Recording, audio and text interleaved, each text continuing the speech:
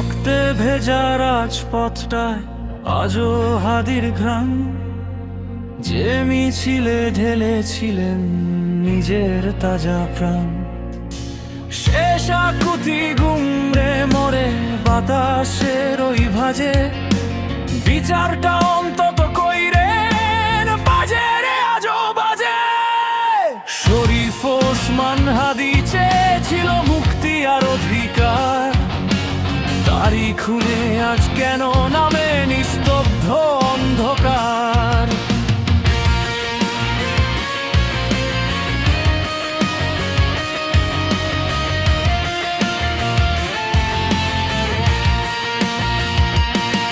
যে সরকারের আগমনে রক্ত দিল কাতরে, সেই সরকারের আমলেই আজ যাবের কেন রক্ত ঝরে।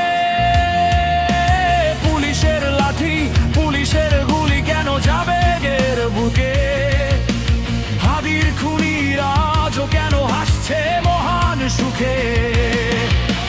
হাদির স্ত্রী কেন লাঞ্ছিত হবে বিচারের দাবি নিয়ে, বিপ্লব কি তবে ধুলোয় মেশে মিথ্যে স্বপ্ন দিয়ে। হাদি ভাইয়ের রক্ত বৃথা যেতে দেব না, বিচারহীনতার এই সংস্কৃতি আমরা মানব না।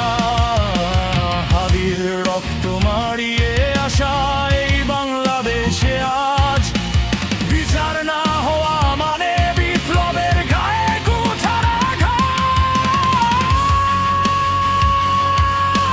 বিচারটা অন্তত কইরেন, ও ভাই বিচারটা অন্তত কইরেন।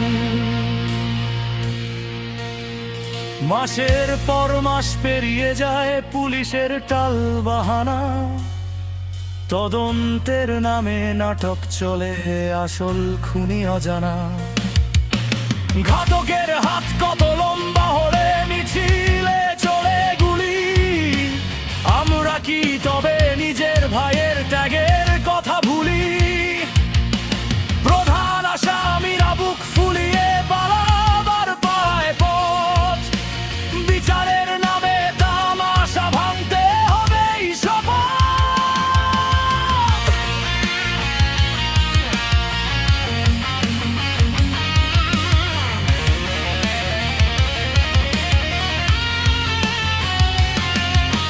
ঘাতকের হাত কি এতটাই লম্বা, বিচার কি হবে না আর?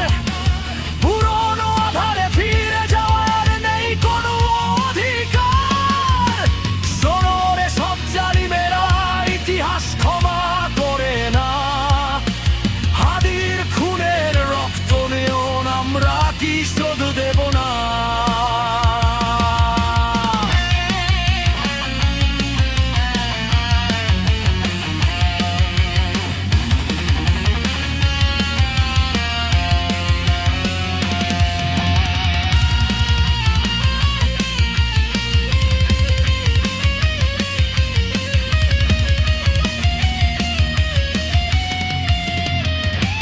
হাদি ভাইয়ের রক্ত বৃথা যেতে দেব না, বিচারহীনতার এই সংস্কৃতি আমরা মানব না। হাদির রক্ত মারিয়ে আসা এই বাংলাদেশে আজ বিচার না হওয়া মানে বিপ্লবের গলায় কুঠার আঘাত।